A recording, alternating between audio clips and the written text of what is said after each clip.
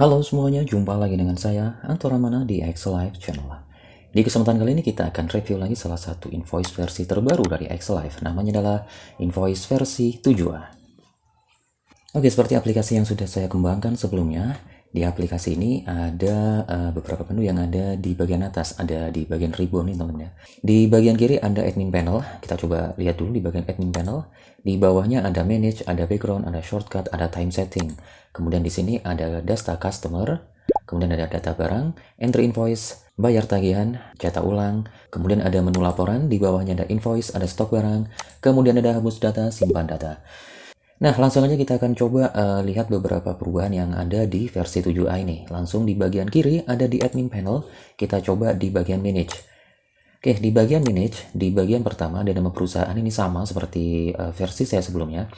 Ada nama perusahaan, ada alamat perusahaan, ada telepon, dan juga ada email. Di bagian ini saya tambahkan nama kota atau lokasi perusahaan ini. Oke, sementara untuk tema invoice, kalau di versi saya sebelumnya, di situ ada PPN, kemudian apa lagi ya? Untuk PPN-nya saya hapus teman-teman ya. Kemudian di bagian perbankan, ini sama ya, seperti halnya invoice versi sebelumnya. Ada nama bank, ada nomor rekening, ada nama pemilik rekeningnya. Kalau mau logo, silahkan diklik tombol logonya. Caranya seperti di video saya sebelumnya ya. Ini tidak saya jelaskan biar tidak terlalu panjang nih tentang videonya ya. Kemudian di bagian berikutnya ada menu yang keempat untuk admin tools, ada catatan. Nah, di bagian catatan ini saya sudah memberikan dua buah tambahan. Di sini ada jabatan. Jadi ada nama penerbitnya, kemudian di bagian bawah ada jabatan ya, jabatan dari penerbit invoice tersebut. Jadi nanti akan muncul Anto Ramana, di bagian bawahnya adalah content creator. Kemudian di sini ada nama label. Nama label itu untuk merubah nama yang ada di label invoice. Oke, sampai sini coba ya kita lihat dulu ya di desain invoice-nya. Oh iya teman-teman, kalau mau merubah tadi ya, kalau mau merubah nama perusahaan, kemudian nama perbankan juga catatan. Kalau ingin semua yang kita tulis ini berubah, ya harus disimpan dulu ya. Oke, anggaplah seperti ini ya, sudah selesai. Kita akan coba lihat invoice-nya untuk desainnya gimana ini. Nah ini dia, desain invoice-nya sama ya, untuk template-nya sama. Nah yang kita rubah tadi di sini ya, ada kode, deskripsi, jumlah, rupiah, total, ini bisa kita rubah di bagian catatan tadi. Kemudian, nah di sini tadi ada content creator atau nama yang ada di bagian bawah ini. Oke, kita coba close, kita akan coba buka lagi di manage. Di bagian catatan, nah ini dia. Saya akan coba rubah nama jabatannya.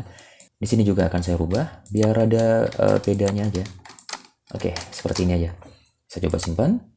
Oke, silakan ditunggu sebentar. Oke, sekarang kita coba lihat desain invoice-nya. Nah, ini dia sudah berubah ya namanya. Untuk jabatannya tadi sudah menjadi content creator X. Di sini untuk deskripsinya, oh untuk kodenya belum ya. Oh untuk kodenya masih belum ya. Oke, nanti kita akan rubah setelah video ini selesai saya rekam ya. Oke, selanjutnya untuk menu perubahan yang berikutnya, kalau background sama ya seperti video saya sebelumnya. Kalau ingin mengganti tinggal diklik tombol yes, kalau tidak ingin mengganti tinggal klik tombol no. Yang perlu diingat adalah resolusi ukurannya tidak terlalu besar. Oke, yang berikutnya ada shortcut.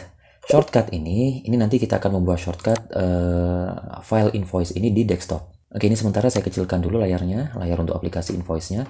Kemudian saya masuk ke admin panel, saya klik tombol shortcut. Oke, otomatis dia sudah pindah ke sini shortcutnya. Oke, kalau sudah saya klik oke. Nah, fungsi shortcut ini nanti teman-teman bisa lebih cepat ya bukanya ya. Bukan dari sini tapi melalui shortcut yang ada di desktop ini. Oke, kita akan coba. Ini saya perbesar dulu, perlebar ya. Saya close, saya simpan, yes. Oke, sekarang saya akan coba buka invoice ini melalui shortcut ini. Apakah berhasil? Oke, udah berhasil terbuka ya. Oke, selanjutnya adalah di bagian admin panel. Di sini ada time setting. Time setting itu fungsinya untuk merubah pengaturan jam, pengaturan tanda baca komputer ya. Ini beberapa ada saja yang melakukan kesalahannya, antara lain seperti ini. Saya coba klik ini teman-teman ya, time setting. Maka secara otomatis file invoice versi 7a ini akan tertutup. Oke, yakin? Saya pilih yes saja. Maka akan tertutup. Nah ini, yang perlu dirubah, yang pertama adalah formatnya ini teman-teman. Formatnya pilih bahasa Indonesia. Di sini pilih Indonesian, kemudian jangan diklik OK dulu, pilih Additional Setting. Oke, yang di sini. Kemudian bagian decimal symbol ini pilih titik, kemudian digital grouping symbol ini pilih koma, atau kalau tidak ada diketik aja koma yang atas titik. Kalau sudah baru diklik OK. Itu baru berhasil. Jadi kalau perubahannya salah, maka nanti ketika kita menuliskan angka itu tidak akan bisa mencapai ribuan. Mentoknya di angka 999, teman-teman. Oke, yang berikutnya kita akan coba masuk ke bagian inti ya. Di sini ada bagian insert, ada bagian invoice, dan bagian info. Kita masuk ke insert dulu.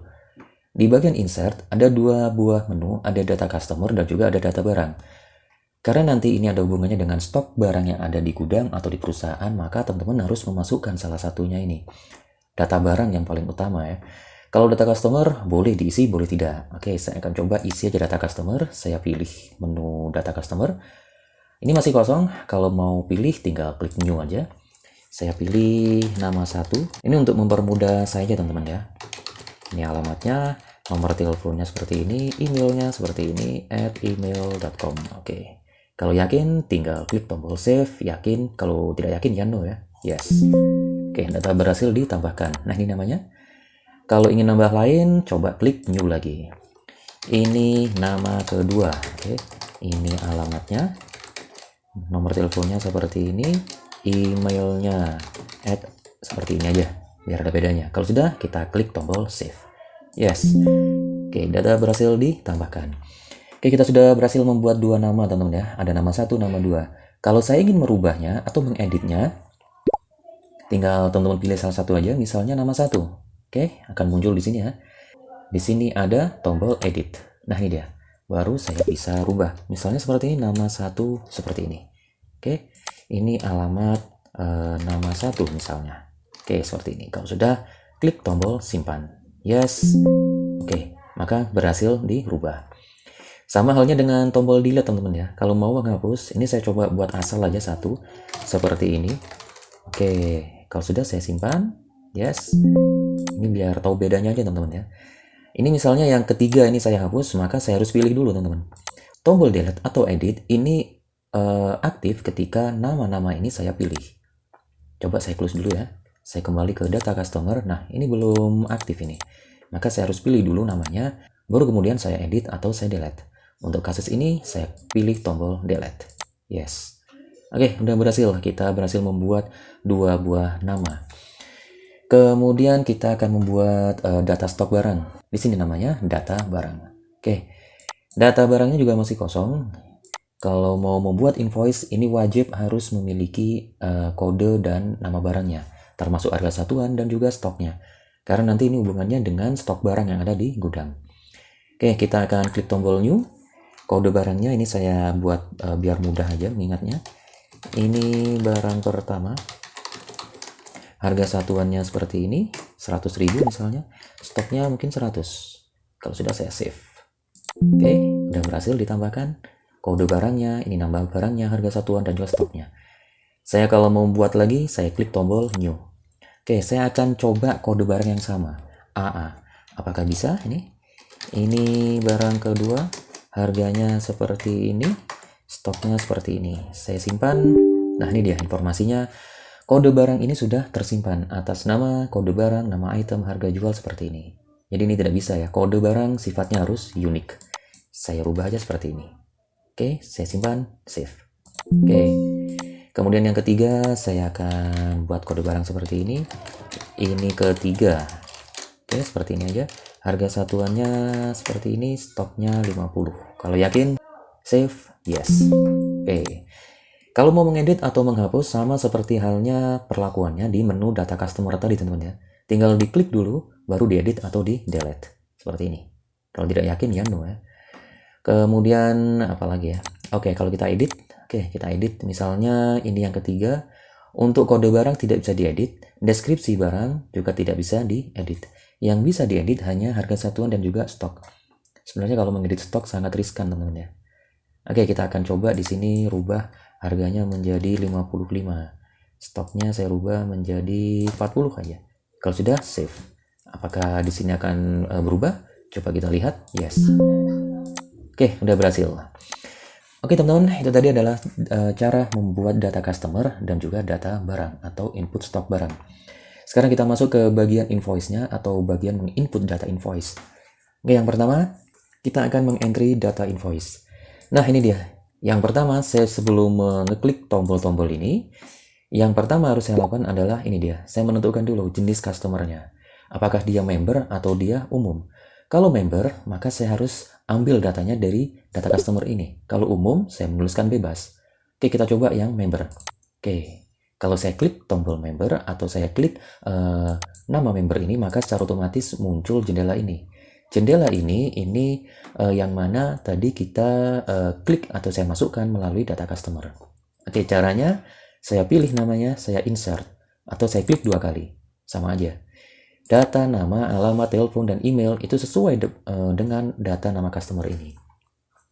Bedanya kalau umum, saya tinggal klik maka dia akan terhapus, maka saya bisa menulis namanya bebas sesuai dengan selera saya.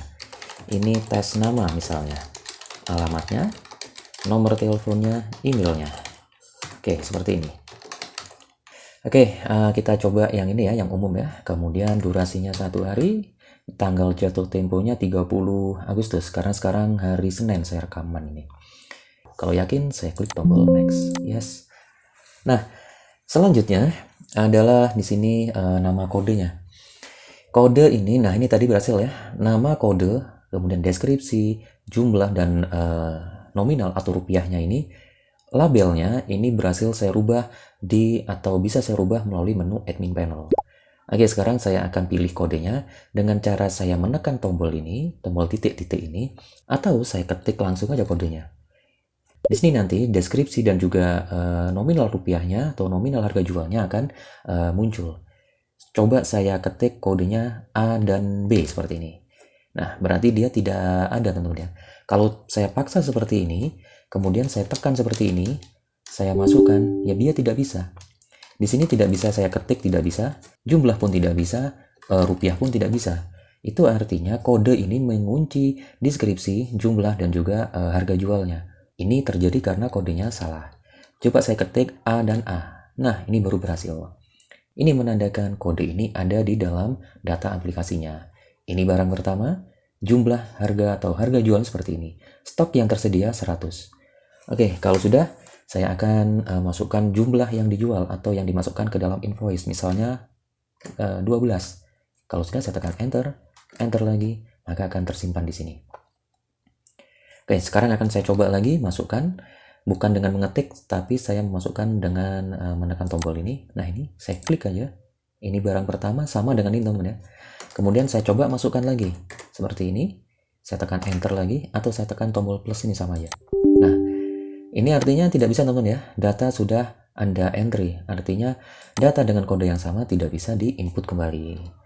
Oke, kalau misalnya ini ada kesalahan, misalnya jumlahnya salah atau yang lainnya salah, tinggal di-delete aja, dipilih di-delete atau dihapus. Kalau yakin yes, kalau tidak yakin no. Oke, ini barang kedua. Oke, ini barang kedua. Jumlahnya 10. Oke, seperti ini aja. Oke, totalnya ada 22 item. Untuk itemnya ya, jumlahnya yang harus dikeluarkan Rp1.300.000. Nah, tambahannya untuk versi yang baru ini ada di bagian kwitansi. Jadi kita bisa menuliskan kwitansi. Syaratnya kalau saya menuliskan kwitansi adalah saya harus mengetikkan di baris-baris ini. Maksimal ada 5 baris. Nah, baris yang bisa diisi yang pertama dulu ya, jangan langsung kedua. Baris yang pertama harus saya isi. Syaratnya barisnya harus berisi 6 karakter. Nah, ini saya isi 5 karakter, dia masih belum bisa yang bawah. Tapi kalau saya ketik karakter ke-6, maka dia muncul. Termasuk juga tombol simpan dan cetak. 1, 2, 3, 4, 5, 6, maka akan muncul. Jadi seperti itu teman-teman ya. Syaratnya harus minimal 6 karakter. Termasuk spasi. Misalnya seperti ini. Saya kasih spasi. Nah, ini bisa. Oke, kalau saya hapus, misalnya yang baris pertama saya hapus, terdiri dari 5 karakter, maka otomatis dia akan ikut terhapus. Termasuk juga tombol simpan dan cetak akan dinonaktifkan. Oke, saya akan isi seperti ini. Ini isi kwitansinya. Oke, seperti ini. Nah, sekarang mungkin teman-teman mau menambahkan DP. DP dari total keseluruhan ini ya.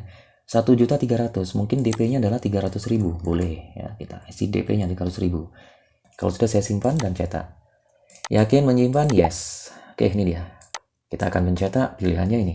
Kalau mencetak invoice, ya tinggal dipilih invoice. Kalau mencetak kwitansi, ya tinggal dipilih kwitansi. Saya print. Oops, sorry. Ini langsung terhubung ke printer, teman-teman ya. Oke deh. Saya print preview aja deh kalau gitu. Saya print preview untuk invoice-nya. Oke, print preview. Nah, ini dia. Print preview. Oke, saya akan jelaskan satu persatu. Akan saya percepat aja. Yang atas sama ya. Ini nama barangnya tadi, kodenya, deskripsinya, jumlah, kemudian nominalnya, totalnya. Nah, ini dia teman-teman. Kalau teman-teman tadi memasukkan DP atau down payment, maka munculnya akan seperti ini teman-teman. Munculnya di sini subtotal, munculnya DP, di sini munculnya sisa pembayaran. Nah, kalau teman-teman tadi tanpa memberikan DP, maka langsung muncul di sini total aja. Oke, sekarang saya close. Nah, karena tadi harusnya saya bisa mencetak kwitansi, karena saya mencetak print preview, maka akan tertutup kan teman-teman. Nah, maka saya harus lakukan cetak ulang di sini. Oke, saya akan cetak ulang. Saya cari dulu datanya. Berdasarkan tanggal atau berdasarkan nama pemilik. Dua-duanya bisa dilakukan. Kalau tanggal, ya tanggal hari ini. 29/08/2022. Oke, saya cari. Nah, ini dia. Kalau berdasarkan nama pemilik, oke, saya klik. Namanya, coba saya ketik namanya Antora mana, bisa nggak? Saya klik. Nah, nggak bisa nih, karena nggak ada nama transaksi berdasarkan nama ini, nggak ada. Namanya adalah nama, seperti ini ya. Saya klik tombol cari, nah ini dia, muncul.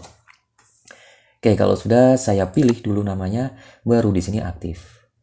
Saya pilih kwitansi, saya print preview, saya cetak ulang untuk kwitansinya. Yakin? Yes. Nah, ini dia kwitansinya. Kwitansinya ini tes nama, uang sejumlah Rp300.000 sesuai dengan jumlah DP yang tadi yang saya masukkan. Ini adalah catatannya. Kemudian di sini adalah nama kota yang tadi saya ketik di bagian menu admin ya, admin panel di sini. Kalau teman-teman mau rubah, ya rubah dulu di admin panel. Tanggal saya buat dokumen ini, namanya, kemudian di sini adalah jabatan yang saya tuliskan tadi di menu admin panel. Ini nominalnya Rp300.000. Ini invoice-nya. Invoice-nya 01, tanggal invoice-nya 29/08/2022. Oke, saya close sekarang. Oke, sekarang saya akan coba buat lagi. Kalau tadi kan umum ya. Sekarang saya coba berdasarkan member. Saya pilih yang ini aja, nama 1. Durasinya seperti ini, next. Oke. Kodenya saya buat 1 aja. Oh, ini kita coba lihat ya, stoknya apakah berubah. Saya pilih yang A. Nah, ini stoknya udah berubah teman-teman ya. Karena tadi kita kurangi 12. Kalau yang B, stoknya juga berubah.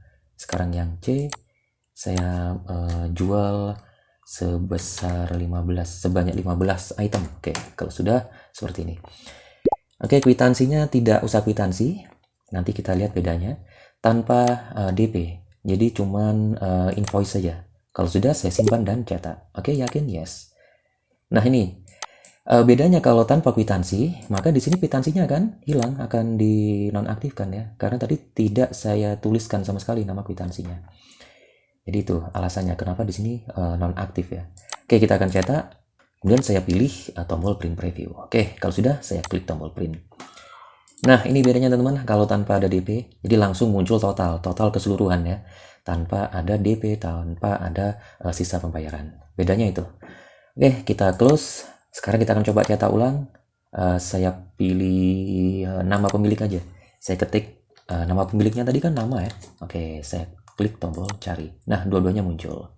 Sekarang saya akan coba cetak ulang. Kalau saya pilih ini tes nama yang pertama, dua-duanya muncul ya. Invoice, kwitansi muncul atau aktif ya. Kalau yang ini, yang muncul cuman kwitansi aja. Oke. Sekarang karena yang pertama tadi, ini masih punya tagihan dia. Total tagihannya yang belum terbayar 1 juta, maka ini rencananya akan saya bayar tagihannya melalui menu ini. Oke, bayar tagihan. Nah, ini otomatis. Jadi nanti semuanya data konsumen, data customer yang melakukan DP atau belum selesai pembayarannya akan muncul di sini semuanya. Sebanyak yang belum membayar, kalau 10 ya 10, kalau 20 ya 20 dan seterusnya. Jadi teman-teman bisa memilih kemudian klik tombol next di sini. Nah, selanjutnya teman-teman bisa menuliskan kwitansinya. Di sini langsung kan kalau saya klik tombol next maka akan muncul ke sini, teman. Bisa menuliskan kwitansi atau dikosongin aja. Kalau dikosongin tanpa harus menulis kwitansi, langsung aja klik tombol selesaikan tagihan. Jadi kalau langsung seperti ini, di sini kosongi, isi kwitansinya maksudnya dikosongin, maka langsung membuat invoice saja tanpa ada kwitansi. Oke ya, saya klik new aja. Jadi saya pilih dulu, saya klik next, baru saya pilih atau saya isi kwitansinya. Oke, isi kwitansinya seperti ini. Saya akan buat 5 baris itu, saya akan isi semua catatannya. Ini adalah pelunasan, misalnya seperti ini. Atas namanya ini tes nama. Ini sekedar untuk uji coba aja teman-teman ya, uji coba baris kwitansinya ya. Nomor invoice-nya seperti ini. Nomor invoice-nya 0001. Oke. Ini adalah baris kelima. Oke, ini udah maksimal, ini gak bisa kita beri baris lagi teman-teman ya. Oke, kalau sudah, ini akan kita lunasi sebesar 1 juta dengan deskripsi atau isi kwitansinya, catatannya seperti ini. Kalau sudah, saya klik selesai tagihan, saya pilih tombol yes. Oke, baru bisa ini invoice-nya aktif, kwitansinya aktif, print previewnya, termasuk juga cetak dokumennya aktif. Nah, kalau teman-teman tidak ingin mencetak ini, tinggal teman-teman refresh saja, maka di sini akan hilang. Oke, karena ini cuma satu ya, saya akan coba cek dulu ini invoice-nya dulu. Kita print preview, cetak dokumen, yes. Nah, ini dia. Karena pelunasan, maka tidak ada DP. Semuanya akan total terbayar di sini. Oke, sekarang yang berikutnya saya cetak untuk kwitansinya. Oke, saya klik. Ini dia tadi. Oke, saya pilih kwitansi, cetak ulang, yes. Nah, ini dia. Ini tes namanya tadi. Jumlahnya 1 juta. Pembayarannya ini tadi, catatannya yang berhasil kita tuliskan tadi. Ini namanya, atas nama, dan seterusnya. Udah berhasil kita tulis untuk catatan di kwitansinya. Kalau sudah di close. Oke, yang terakhir saya akan coba membuat laporan invoice dan stok barang. Cuman sebelumnya saya mengingatkan bagi teman-teman yang belum subscribe channel ini, silahkan subscribe dulu dan jangan lupa diklik tombol loncengnya biar tidak ketinggalan video terbaru atau mungkin review terbaru aplikasi yang kami kembangkan ya. Oke, untuk membuat laporan ada 2 macam. Kalau laporan invoice ini seperti video saya sebelumnya atau di versi sebelumnya. Jadi tidak saya jelaskan di sini. Yang di sini akan saya jelaskan adalah laporan stok barang. Oke, ini dia laporan stok barangnya. Jadi caranya cepat teman-teman ya, tinggal dipilih laporannya, tinggal diklik laporan barangnya. Nah, udah jadi. Stok barangnya, kode AA, BB, dan CC, ini nama barangnya, harga jualnya, stoknya tinggal seperti ini. Oke teman-teman, itu tadi adalah review invoice versi 7A. Mudah-mudahan invoice versi 7A ini bisa bermanfaat bagi teman-teman semua, dan mungkin bagi teman yang masih bingung, masih ingin bertanya-tanya seputar invoice versi ini, silahkan tulis di kolom komentar. Jangan lupa klik tombol like-nya dan jangan lupa klik tombol subscribe-nya. Saya Anto Ramana, sampai ketemu lagi di video selanjutnya.